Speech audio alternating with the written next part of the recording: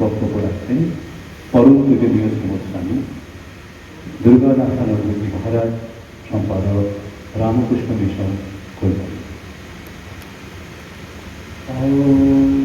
জননীং শারদাং দেবীং রামকৃষ্ণং জগদ্গুরুং পাদপদ্মে তয়োঃ স্থিত্বা প্রণমামি মুহুর্মুহুঃ।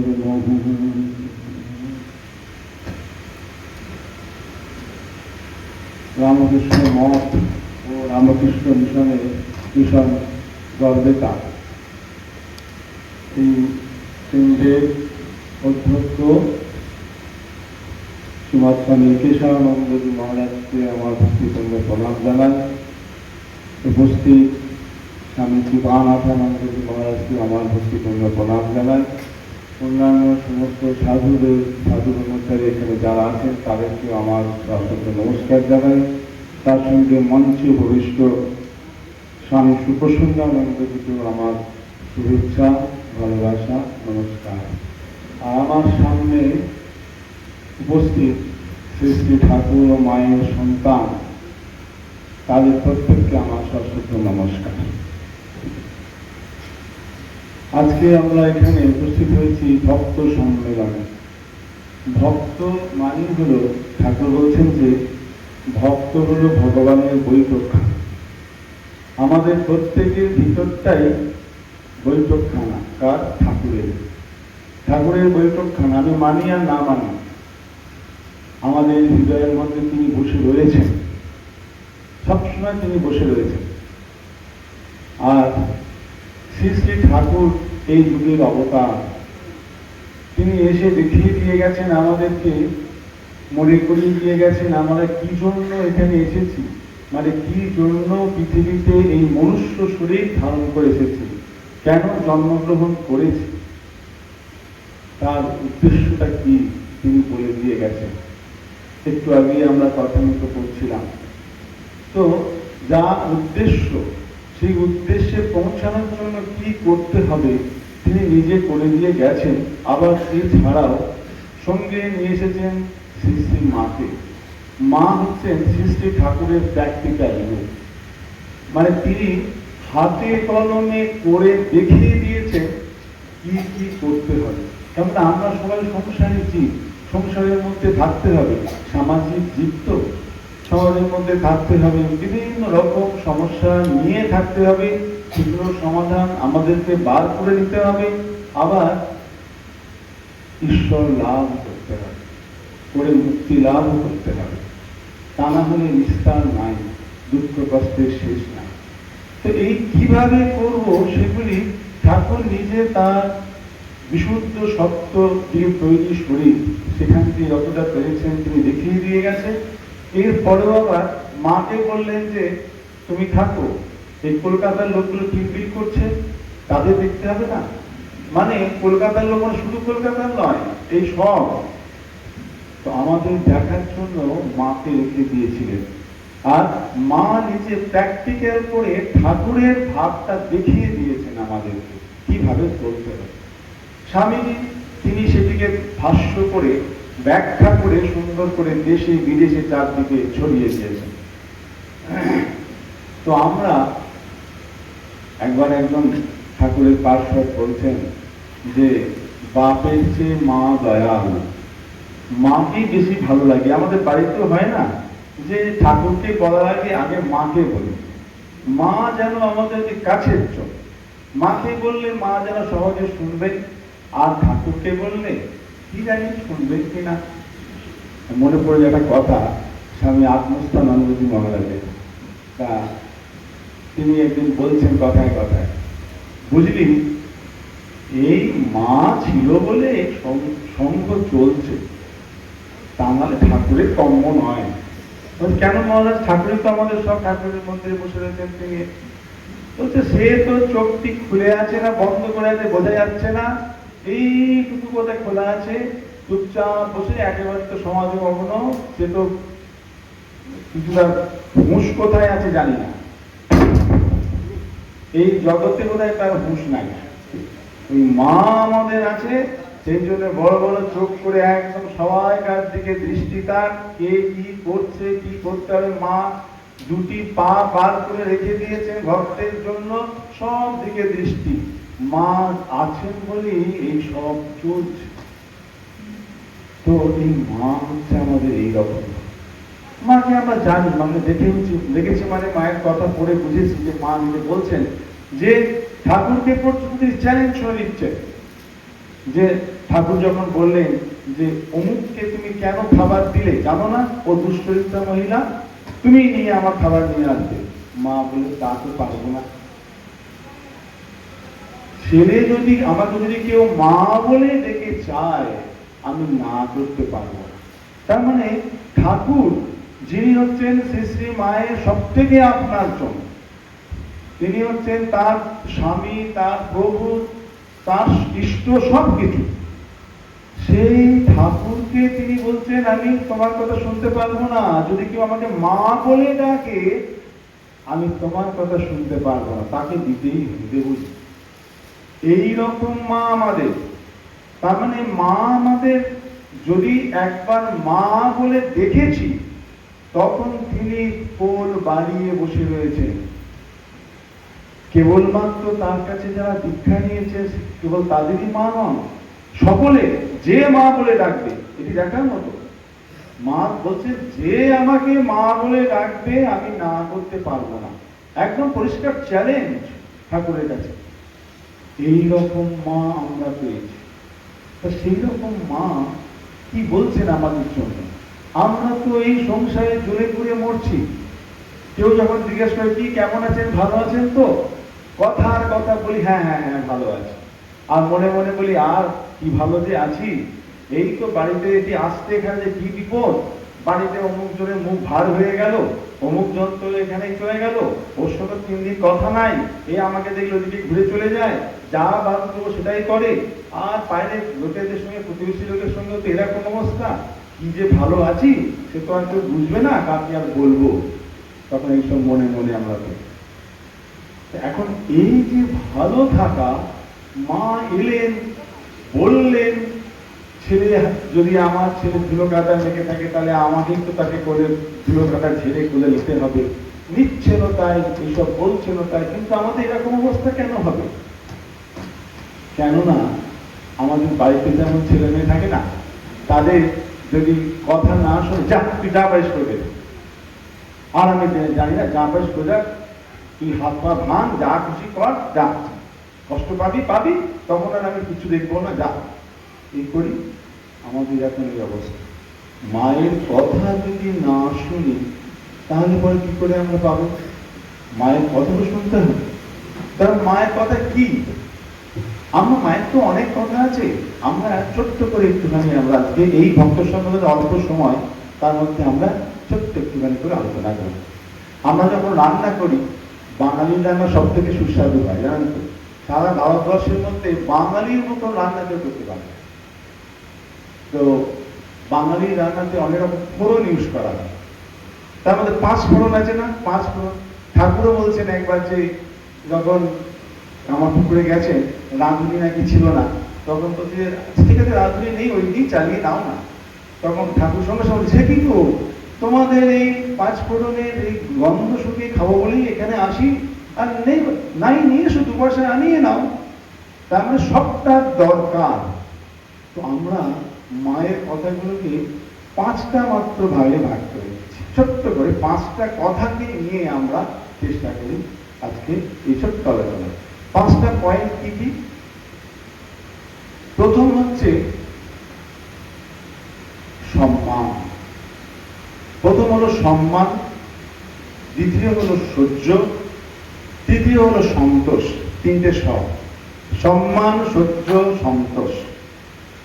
4 নম্বর হলো জপ, আর 5 নম্বর হলো শান্তি।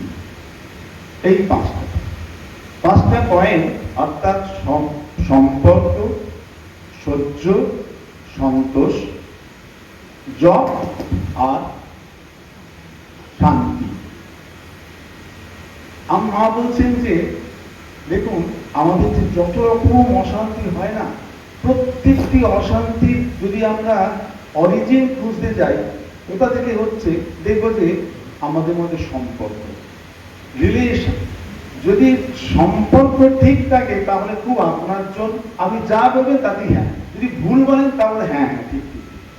আর যদি সম্পর্কটা ঠিক না থাকে, আপনি যদি ঠিকও বলে এরকম নয়, তোমার খালি বড় বড় খালি এই চিন্তা, উল্টো বুঝবে, উল্টো বুঝবে, আপনার দুঃখ এসে যাবে। তাহলে এই যত রকম আমাদের যে সাংসারিক ঝামেলা যন্ত্রণা আসে, তার মূলে প্রধান কারণ হলো কিন্তু সম্পর্ক।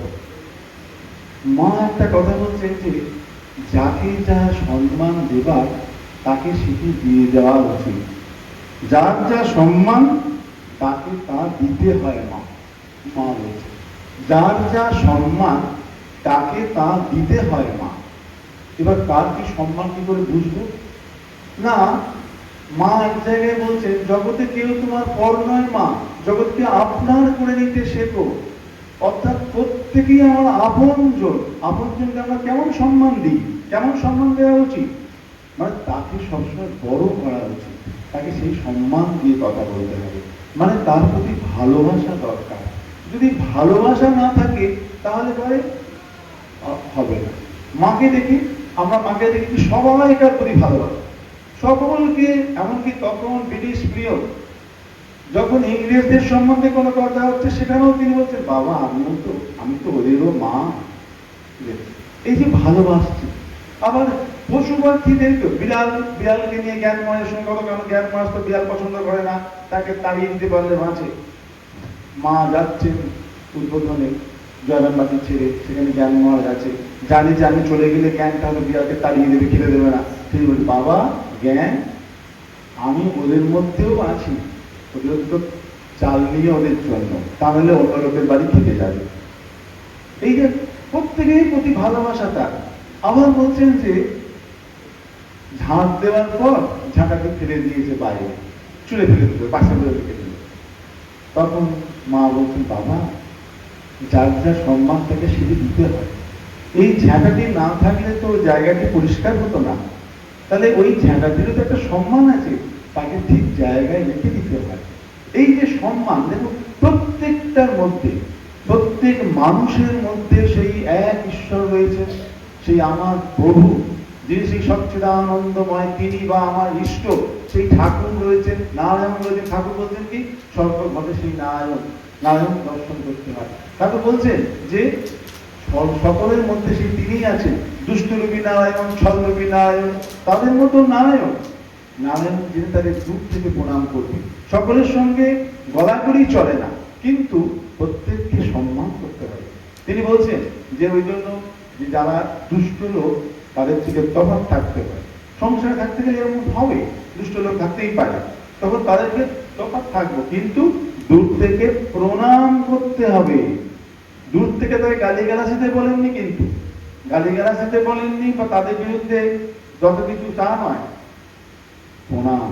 অর্থাৎ প্রত্যেকের মধ্যে সেই ভগবান আছে, সেই জন্য প্রত্যেকের সম্মানটা যোগকে দেখিয়ে দেখিয়ে করতে হবে। তা নব তোমাকে আমি সম্মান করছি, তোমাকে খুব আমি সম্মান করি বলে বলে করতে হবে না, মনে মনে।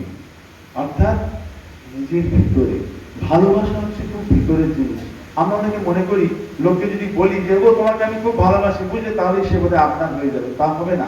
আপনি যদি মনে মনে তার প্রতি শুভচিন্তা প্রয়োগ করে, তাহলে দেখবেন তার মনটাও অন্যরকম হয়ে গেছে, সেও দেখবে আপনাকে ভালোবাসছে। স্বামীজি বলছেন যে আমাদের যা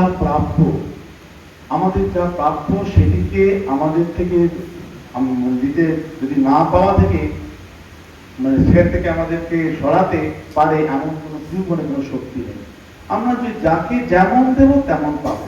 বলছে আমার হৃদয় থেকে যদি ভালোবাসা বেরোয় অন্যের জন্য, আমিও অন্যজনের কাছ থেকে ভালোবাসা পাবো। আমার হৃদয় থেকে যদি দেশ হিংসা বেরোয়, আমিও অন্যের কাছ থেকে দেশ হিংসারই পাত্র হব। অর্থাৎ আমি যেটা চাই আমাকে সেটা দিতে হবে। আমরা কি চাই? আমরা চাই একটু ভালোবাসা, একটু সম্মান, লোকে একটু আমাকে মান দেবে, আমাকে একটু ভালোবেসে কথা বলবে, ভালো ব্যবহার, এটা চাই তো।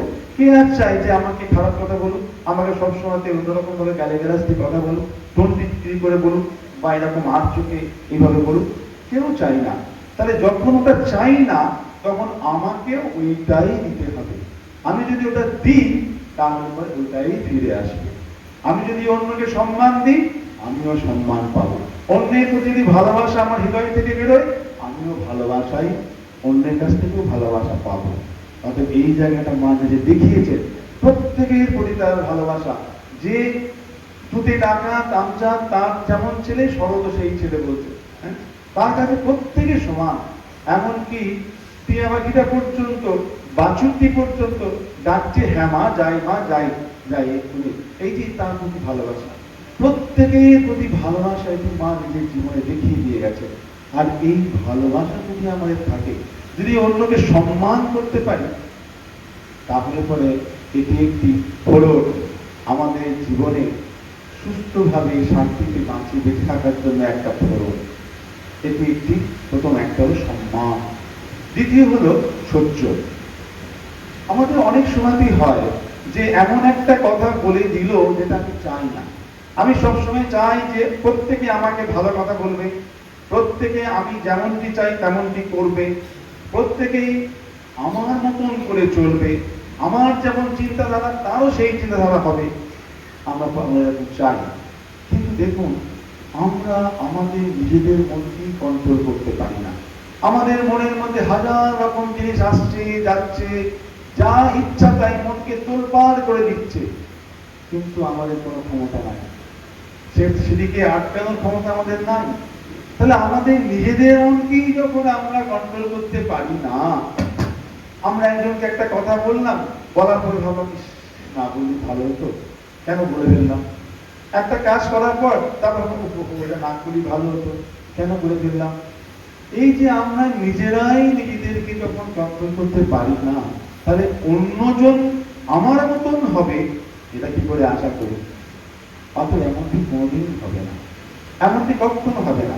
প্রত্যেকেই তার নিজের একটা বিচার বুদ্ধি আছে, সে তার বিচার বুদ্ধি অনুযায়ী চলবে। তার বিচার বুদ্ধিকে সম্মান দিতে হবে। হ্যাঁ ঠিক আছে, তুমি বাবা করেছো, বেশ করেছো, তুমি নিজেকে ভেবে করেছো তো। তবে এইরকম করলে কেমন হতো তুমি দেখো তো, চিন্তা করে আমরা যেমন ইতিবাচক ভাবে বলতে পারি। আর যখন কোন রকম আমার মনোমতো হলো না, সঙ্গে সঙ্গে রিয়াক্ট না করে সেইটিকে ঠাকুর বলছেন স স স। আমাদের এই বর্ণের মধ্যে তিনটে স, অর্থাৎ শয়ের সংখ্যা বেশি, তার মানে সহ্য। সহ্য করতে হয়। মা বলছেন বাবা সহ্যের সমান গুণ নাই, তোমার হাজার গুণ থাকতে পারে, কিন্তু যদি সহ্য গুণ না থাকে তাহলে নিজের মধ্যে জ্বলে পুড়ে মরতে হবে। তা না হলে কি হবে, একজন তার ওই আমি চাই না অথচ বলে ফেললো সে কথাটি, আর সারাদিন আমাকে হ্যামারিং করছে, যেন মাথার মধ্যে ওই হাতুড়ি দিয়ে ঢুকছে, কথা বার বার বার বার বার বার আসছে। আমিও তাকে বলছি, সেও আমাকে বলছে, আমি আবার তার প্রতিউত্তর দিচ্ছি, সেই রাম করে ঠিক আছে আমিও দেখছি, আমিও করবো না। এই চলতে থাকবে আর জীবনটি নরকের মতন হয়ে যাবে। সেই জন্য এর রেমেডি হচ্ছে ঠাকুরেরই কথা, যা সব কথা মা বলেছেন সমস্ত ঠাকুরেরই কথা। এখানে মাথায় বলছেন বাবা সহ্যের সমান গুণ না, সহ্য করতে হয়। দুটি কথা বলেছে, সে তো মুখেরই কথা, দুটি মুখের কথা বই তো নয়, তখন সেটিকে সহ্য করে যেতে হয়। চুপ করে সহ্য করে গেলেন, অর্থাৎ সেখান থেকে চলে গেলাম, কিংবা চুপচাপ থেকে গেলাম। একজনের যখন মনটা অন্যরকম হয়ে গেছে, সেখানে আবার যদি অন্যরকম করি তাহলে গন্ডগোল। ঠাকুর হৃদয়কে বলছে দেখ হৃদয়, আমি যখন রেগে যাবো তুই চুপ করে থাকবি, আর তুই যখন রেগে যাবি আমি যখন চুপ করে থাকবো। এই যে অ্যাডজাস্টমেন্ট করে দিয়েছে।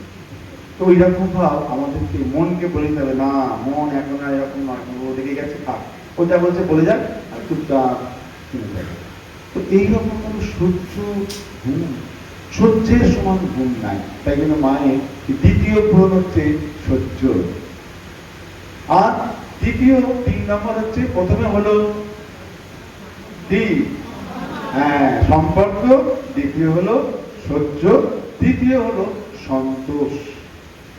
আমাদের চাওয়া পাওয়ার শেষ নাই, প্রথমে মনে হয় আমাদের যদি একটা বাড়িটা হয়ে যায় তাহলে আমি আর কিচ্ছু চাই না বাবা।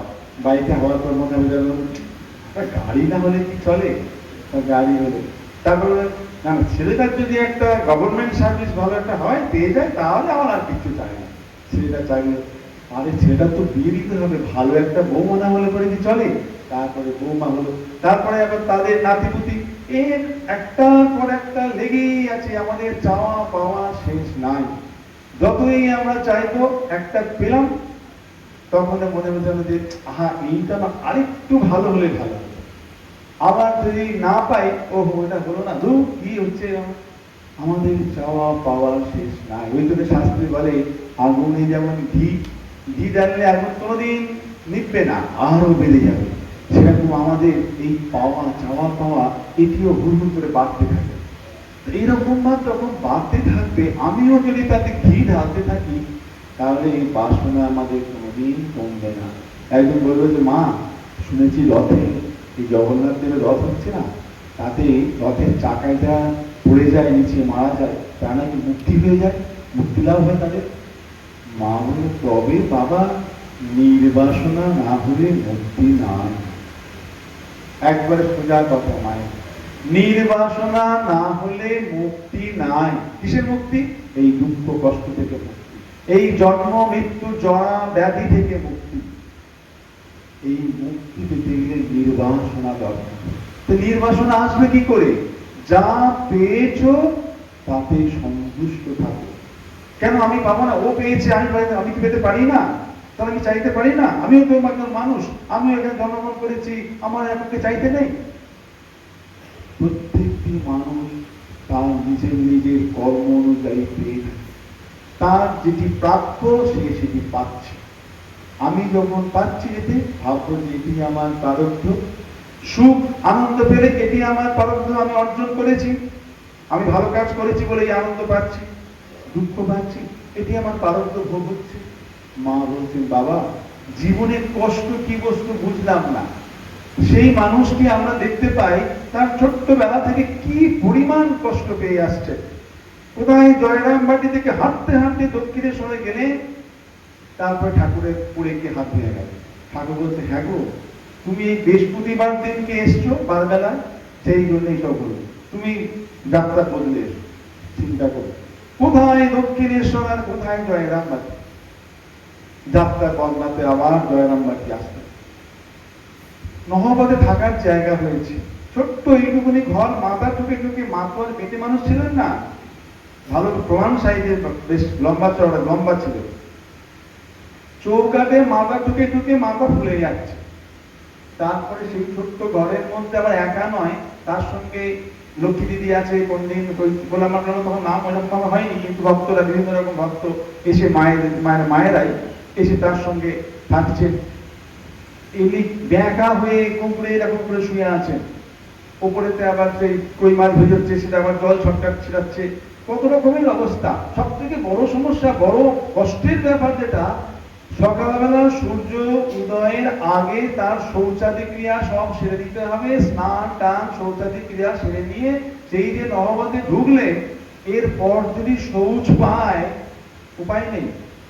আবার সূর্য যখন অস্ত যাবে একটু সন্ধে সন্ধে হবে, তবে তিনি বাইরে বেরিয়ে পৌঁছে যেতে পারবেন। চিন্তা করুন তো, আমরা কল্পনা করতে পারি? বলছে মাঝে মাঝে এমন মনে হতো ও যদি একটু শৌচে যেতে পারতাম। চিন্তা করুন একবার, এটা আমরা কল্পনা পর্যন্ত করতে পারি না যে একটা মানুষ কি না, তিনি সেই সময়ের একজন গৃহবধূ। কোনো তো অ্যাটাচ বাথরুম থাকে না, কাছাকাছি কোনো বাথরুমও নেই, টয়লেট নাই, মাকে শৌচের জন্য অপেক্ষা করতে হতো কখন সূর্য অস্ত যাবে। এই রকম ভাব একটা অবস্থায় মা বলছেন বাবা কষ্ট কি বস্তু জীবনে বুঝলাম না। আমরা তো শুনেই কষ্ট পাচ্ছি, সব যখন করছি তখন আমাদের কষ্টে খুব ফেটে যাচ্ছে। আর মা বলছে কষ্ট কি বস্তু বাবা বুঝলাম না। এক ফার্লং দূরে থাকেন তিনি, সামনেই ঠাকুর আছেন দক্ষিণেশ্বরের বাড়িতে, আর তার থেকে একটুখানি দূরে মাত্র নহবতের বাড়ি। ঠাকুরের ঘরেতে সব আনন্দ উৎসব চলছে। আর ভজন কীর্তন একবারে খুব আনন্দ হয়ে যাচ্ছে। আর মা ওই নহবতের মধ্যে বেড়া দেওয়া আছে, সেই বেড়াটার ফাঁক দিয়ে একটুখানি ফাঁক দিয়ে দিয়ে তিনি সারাদিন দাঁড়িয়ে দাঁড়িয়ে দেখেছেন। বলছে তখন মনকে বলতাম, মন তুই কি এমন ভালো কর্ম করেছিস যে তার সঙ্গে আনন্দের তার ভাগিদার হবে?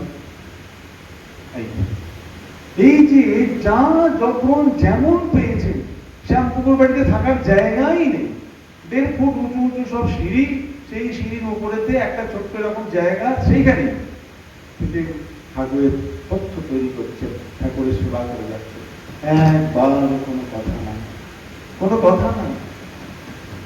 এদিকে কিরকম ভাব কষ্ট, এদিকে ঠাকুর বলে দিয়েছে যে হ্যাঁ গো আমি কোথায় আর গেলাম, তুমি এসব ভুলে ফেলছো কেন, তুমি সাদা কাপড় পরছো কেন, চুড়ি খুলে ফেলছো কেন? ঠাকুর চাইছেন যে তিনি লাল পেরে কাপড়ই পরে থাকুন, তিনি চুড়ি পরে থাকুন।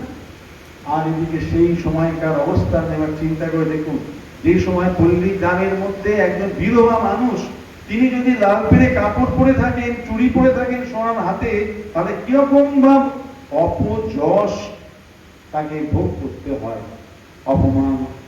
সারা ওই পল্লী গ্রামে চারদিকে কানাকানি চলছে। সেখানেতে বলে দিয়েছেন ঠাকুর কারোর কাছে হাত পাতবে না, চিত হাত করবে না, যা জুটবে তাই খাবে, শাক ভাত, শাক বুনবে, আর চাল আছে, ধান আছে, ওই খাবে। মা বলছে বাবা নুন টান্না দিয়ে ভাত খাবো, সেটুকু জোটে নেই। একটা কাপড়ের মধ্যে 11 খানা গিট, কাপড় ছিঁড়ে গেছে, দেওয়ার কেউ নাই, তখন তো কেউ ফোন রাখতো না সেই সময়। মা বলছে কষ্ট কি বস্তু বাবা, জীবনে বুঝলাম না। এইটা, এই যে কষ্টকে তিনি বুঝলেনই না, এর সিক্রেটটা কি, গোপন রহস্যটা কি? এই সন্তোষ। সন্তোষের সমান ধন নেই। তাই মা বলছেন সন্তোষের সমান ধন নেই। যা পাচ্ছি ঠিক আছে, এইটাই আমার জন্য, এটাই আমি এটা পাওয়ার যোগ্য, এটাই আমার প্রাপ্য, এটাই আমার, এটি সন্তুষ্ট থাকবো।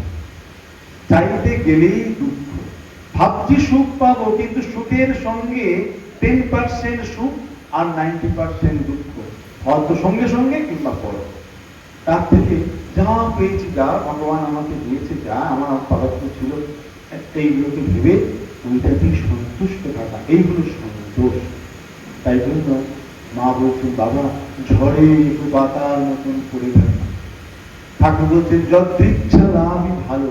যদৃচ্ছা লাভ মানে যেমন এলো সেটাই, যেমন ভাব ইচ্ছা, যেমন ভাব ঈশ্বর ইচ্ছা আমাকে দিয়েছে, সেই তাতেই সন্তুষ্ট থাকা। এই সন্তুষ্ট, এই সন্তুষ্টি, এইটি হলো বড় ধন। অনেক বাড়ি ঘর সম্পত্তি, গাড়ি বাড়ি, অনেক কিছু হতে পারে, অনেক ধন দৌলতের আমি অধিকারী হতে পারে, কিন্তু দেখুন তাদের মধ্যে শান্তি নাই।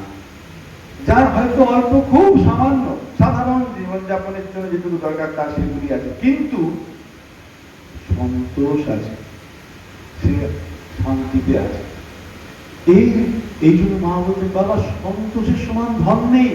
এই সন্তোষটিকে একবার করতে হবে, অর্থাৎ যাহা পেয়েছি তাতে সন্তুষ্ট থাকতে হবে।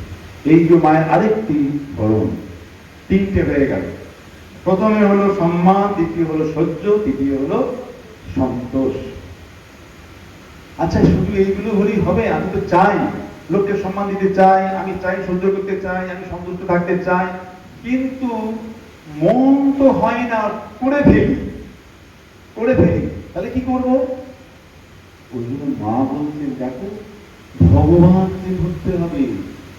ভগবানকে যদি বাদ দিয়ে এগুলো করতে যাই তাহলে হবে না। ঠাকুর বলছেন না যে সব ওই ঈশ্বরকে, এক হাতে ঈশ্বরকে ধরে আর এক হাতে সংসার, আর যখন সংসারের কাজ শেষ হয়ে যাবে দুটো হাত দিয়ে তাকে ধরতে হবে। ভগবানকে যদি ছেড়ে দিয়ে ঘুরি তাহলে যে কোনো সময় পড়ে যাবে। খুঁটি থেকে ধরে যদি ঘুরপাক খাই তাহলে পড়ার ভয় নাই, খুঁটিটি ছেড়ে দিলেই কোথায় যে গিয়ে পড়বো তার ঠিক নাই। তাই জন্য ভগবানকে ছাড়লে চলবে না। আমরা তো এখানে ভক্ত, আমাদের হৃদয়ে তো তার বৈঠকখানা, কিন্তু এখানে বসেই আছেন, শুধু তাকে মাঝে মাঝে দেখতে হবে, তিনি আছেন তো। তিনি আছেন তো বলে একটু চোখ বুজে দেখতে হবে। আর ঠাকুর প্রথমেই বলে দিয়েছে যে তাকে এই যে ঈশ্বর লাভের উপায় কি, তার নাম গুণগান। তার নাম গুণগান, বারবার তার নাম গুণগান করলে কি হবে, মন আর অন্যদিকে বেশি যেতে পারবে না, তাতেই থাকবে। সুতরাং তাতে যাতে মনটা থাকে সেই জন্য তার নাম করতে হবে। নাম করতে করতে নাম নাম নাম আর নামই অভেদ। যার নাম করছে তিনি, আর ওই নামটা আলাদা নয়, শুধু তার নাম করে দিতে হবে। কি নাম করবো, আমার তো মন্ত্র দীক্ষা হয়নি, তাহলে কি করবো? ঠিক আছে, না হলে পরে মা বলছেন যে মা বলে করো, ঠাকুরের নাম বলে করো, যা বলে করো, ভগবানের নাম। তারপর যখন দীক্ষা হয়ে যাবে গুরু বলে দেবেন, সে অনুযায়ী করবে। তার নাম করে দিতে হবে। তার নাম বারবার বারবার করাটাকে এটাকে বলা হয় জপ। জপ অর্থাৎ এই জপ করে দিতে হবে। তাই জন্য মা বলছে বাবা জপা সিদ্ধি, 10,000 করে জপ করে দেখি, যদি না হয় আমাকে বলবে। রাজা মহারাজ বলতে যে 10,000 করে জপ করো, যদি না হয় আমার কাছে চর মারবে। এত বড় কথা। তো এই যে জপ করে যাওয়া, ভগবানের নাম গুণগান করে যাওয়া, ভগবানের নাম করলে আর অন্য কিছু আসতে পারবে না। ভগবানের নাম রূপ যদি একজন দারোয়ান বসিয়ে দেওয়া যায়, তাহলে আর মনের মধ্যে এইসব খারাপ চিন্তা বা অন্য কিছুগুলো আসতেই পারবে না। তখন দেখবেন যখন নাম মানে কখন করবো, বসে দাঁড়িয়ে কাজ করতে করতে, শুয়ে শুয়ে, যখন যেমন অবস্থা, যখন যে অবস্থায় থাকবে, সব অবস্থায় সব সময় সব জায়গায় তার নাম জপ করা যায় বলে দিয়েছে। সুতরাং সব সময় যত নাম করবেন, মা বলছেন যে মাঝে অজপা, অজপাতার জপ বন্ধ হয় না, কন্টিনিউ চলছে, লাখ জপ করতে বলছেন না, সব সময় জপ। অর্থাৎ যত তার নাম করবো তত মনটার অন্যদিকে বেশি যেতে পারবে না, কলুষিত হতে পারবে না, মলিনতা মনে আসবে না। তাই জন্য তার নাম জপ করে দিতে হবে। এটি মায়ের চতুর্থ ধরন। এই 4 নম্বর হলো জপা সিদ্ধি। তোমার যা কিছু হচ্ছে না, আমি এটা করে উঠতে পারছি না, জপ করে যাও। জপ, তার নাম জপ করে গেলেই আস্তে আস্তে আস্তে আস্তে হবেই হবে, তার কৃপা আসবেই আসবে। তিনি এখানে বসে আছেন, তাকে দেখতে হবে মাঝে মাঝে, তিনি আছেন তো, চলে গেলেন না তো। তাকে মাঝে মাঝে না দেখলে তিনি বলেন যে আমাকে তো পাত্তাই দেয় না। ভগবান এখানে বসে আছেন, সে বলে যে আমাকে তো পাত্তাই দেয় না, ওটা খালি ওই নিয়েই বসে আছে সংসারে। এটা মাঝে মাঝে দেখতে হবে তিনি আছেন তো। এই হলো জবান সিদ্ধি, 4 নম্বর ফলন হয়ে গেল। তাহলে প্রথম হলো সম্মান, দ্বিতীয় সহ্য, তৃতীয় হলো সন্তোষ, চতুর্থ হলো জপ। এইবার পঞ্চম অর্থাৎ লাস্ট, মায়ের শরীর যাওয়ার আগে শেষ উপদেশ তিনি দিয়েছিলেন, যদি শান্তি চাও মা, অন্যের দোষ দেখো না। শান্তির জন্যই মা এত কিছু করে দিয়ে গেছেন, শান্তির জন্যই মা এতগুলো সব বলে দিয়ে গেছেন, শান্তির জন্যই তিনি নিজের জীবনযাপন করে দেখিয়ে দিয়ে গেছেন, প্র্যাকটিক্যাল লাইফ। তারপরেও তিনি যাবার সময় আবার বলে মনে করিয়ে দিচ্ছেন, শান্তি লাভ প্রত্যেকেই তোমরা চাও, শান্তি, এটা বিষয়ে কোনো সন্দেহ নাই। আমরা প্রত্যেকেই শান্তি চাই। আর কি চাই? শান্তি লাভের জন্যই তো এখানে আসা, শান্তি লাভের জন্যই তো ঘুরে ঘুরে বেড়াচ্ছি, এই মন্দিরে যাচ্ছি, সেই মন্দিরে যাচ্ছি, এই পড়ছি, সেই পড়ছি, দীক্ষা নিচ্ছি, এই করছি, সব শান্তির জন্য। এই শান্তি যদি চাও, অন্যের দোষ দেখো না, দোষ দেখবে নিজে। জগতে কেউ তোমার পর নয় মা, জগৎকে আপনার করে নিতে শেখো। এই যে একটি লাস্ট কথা বলে গেলেন, সমস্ত যেন আমাদের শাস্ত্রের সার ওর মধ্যে রয়েছে। তো আমরা মায়ের এই কথা যে অদোষদর্শী হতে হবে, দোষ দেখা যাবে না। ঠাকুর বলছেন ওই পোকাটিরও দোষ দেখতে নেই, পোকাটিরও দোষ দেখতে নেই। তা মা বলছেন বাবা অন্যের দোষ দেখতে না। যদি দোষ দেখতেই হয়, আমাদের মন এমন হয়ে আছে না, এমন সংস্কার এমন যে ওই দোষের দিকেই তার মন চলে যায়। একটা মানুষ দোষী গুণে তো তার দোষ থাকবে, গুণ থাকবে, স্বাভাবিক, এগুলো থাকবেই। কিন্তু আমাদের মন এমন, আমরা ওই খুঁজে খুঁজে দোষটাই দেখতে চাই, দোষের দিকেই চলে যাবে মন, আগেই চলে যাবে। এটির জন্য আমাদের কেউ, আমরা দোষী নয়, আমি আমাদের দোষ দেখাতে পারবো না।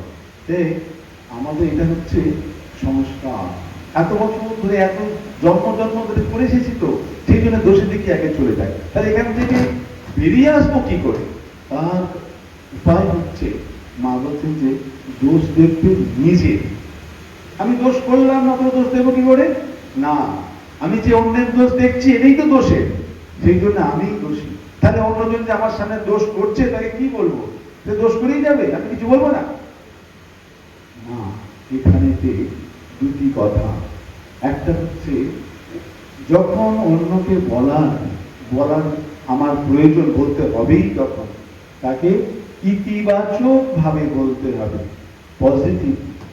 পজিটিভলি ভাবে বলতে হবে, যাতে তার সঙ্গে আমার কোনো সম্পর্কের খারাপ না হয়, সেদিকটা খেয়াল রাখতে হবে। মা নিজে দেখিয়ে দিচ্ছেন, আমাদের সময় হয়ে গেছে, মা দেখিয়ে দিচ্ছেন যে একবার উদ্বোধনে বসে আছে, একজন মহিলা এসে তার সামনে বসেছে, আর ওদিক থেকে গোলাপ মা এসে বলছে, মা দেখেছো বৌমা, এ ও স্ত্রী, কপালে সিঁদুর নাই, জানে না সিঁদুর না পড়লে স্বামী অমঙ্গল হয়, দোষ দেখছেন। এবার মা কিভাবে ওইটাকে ট্যাকেল করছেন? মা বলছেন, তাই তো গোপাল, তা নাইবা বললে, ওর অমন সুন্দর স্বামী, নাইবা বললে। কিরকম না, ওইটাকেই হ্যাঁ বলে দিলেন, মানে ওর হয়েই কথা বললেন। গোলাপ মা মনে মনে ভাবে, দেখেছো মায়ের কাণ্ড কারখানা, বলে দিল না, বললেই বলে তারপরেই বলছে, মা নিয়ে এসো, তো মা কোটোটা নিয়ে এসো। তারপরে গোলাপ মা একটা কোটো নিয়ে এসে হাজির। তার মা কোটোটা খুলে সিঁদুর দিয়ে তার কপালে পরিয়ে দিল।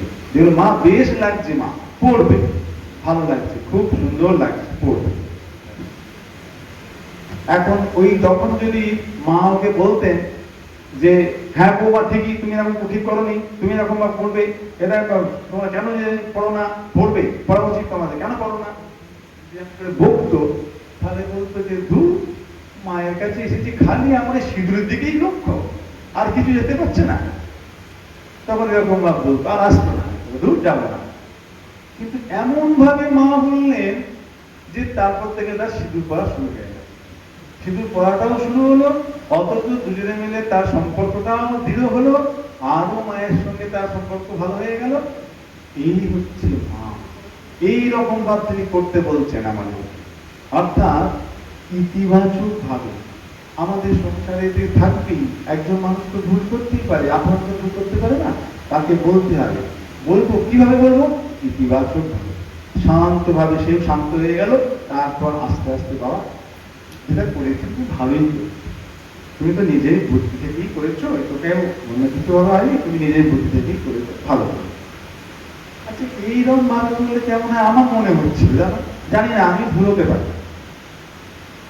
তখন সেটাকে সে শুনবে। তার মানে বারবার বারবার খালি খোঁচা দেওয়া হয় দোষে, তাহলে সে আর আপনাকে অ্যাভয়েড করবে, অন্যদিক দিয়ে চলে যাবে। এদিকে দিলে ও মা অন্যদিকে পালায়, সে অন্যদিকে পালাবে। এই জন্য মা বলছেন দোষ অন্যের দেখবে না। এখন আমাদের কথা হচ্ছে যে লাস্টে যে মায়ের কথাটা দিয়েছে না, বলেছেন না অন্যের দোষ দেখো না, এটি বড় কঠিন ব্যাপার, এমন চলে যায় মনটা। সেই জন্য আমরা একটা কাজ করেছি জানেন, আমরা ভক্তরা সবাই মিলে ঠিক করেছি, আমরা সবাই, মা তো আমাদের এত প্রিয়, মায়ের তো কথা আমাদের শোনা উচিত। যদি মায়ের কথা না শুনি তাহলে মাও তো আমাদের দিকে তাকাবে না, বা আমরা তো শান্তি পাবো না। আমরা তো শান্তি চাই, আর মা তো আমাদের এত আপনার, বলছেন যে যে আমাকে মা বলে থাকবে আমি তার সঙ্গে সঙ্গে আমি তাকে না করতে পারবো না। তাহলে এইরকম মা যখন পেয়েছি, তাহলে ওই মায়ের কথাগুলো শোনা উচিত। সুতরাং এখন থেকে যা হবার হয়ে গেছে, এতদিন চলে গেছে, যা চলে গেছে চলে গেছে, এখন থেকে আমরা ঠিক করছি মা যা বলে সেটা শুনবো। কিভাবে? অন্তত একটুখানি চেষ্টা করি। কিরকম? মায়ের জন্মবার বৃহস্পতিবার, বৃহস্পতিবার হচ্ছে মায়ের জন্মদিন, আবার গুরুবার, অন্তত পক্ষে সপ্তাহে একটা দিন। আমরা তো অনেক ব্রত পালন করি, অনেক উপবাস করি, ব্রত উপবাস পূজা ইত্যাদি মায়েদের তো শেষ নেই, করি। তাহলে একটা নতুন ব্রত গ্রহণ করব আমরা, সেটি হলো যে আজ থেকে প্রত্যেক বৃহস্পতিবার অন্যের মধ্যে দোষ দেখব না, গুণ খুঁজে খুঁজে দেখব।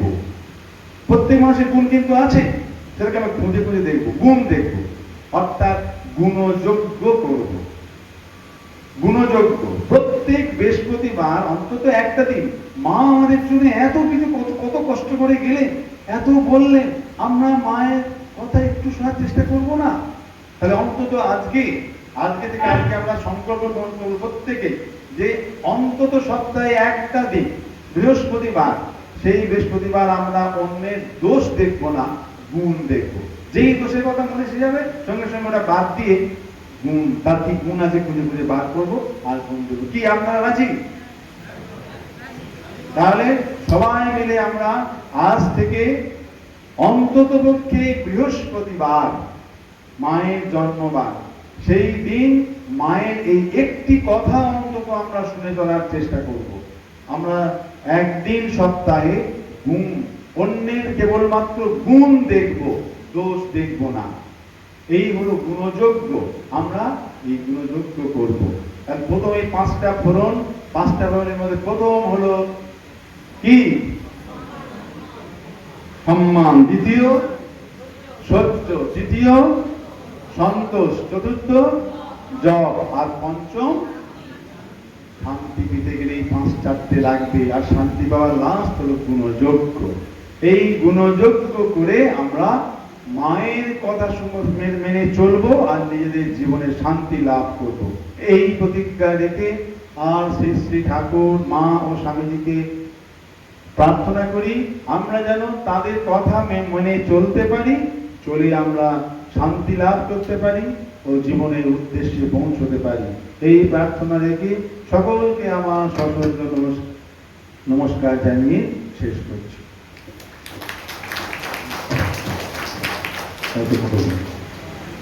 পরম দুর্গানাথ নন্দী মহারাজের আমরা বক্তব্য শুনলাম।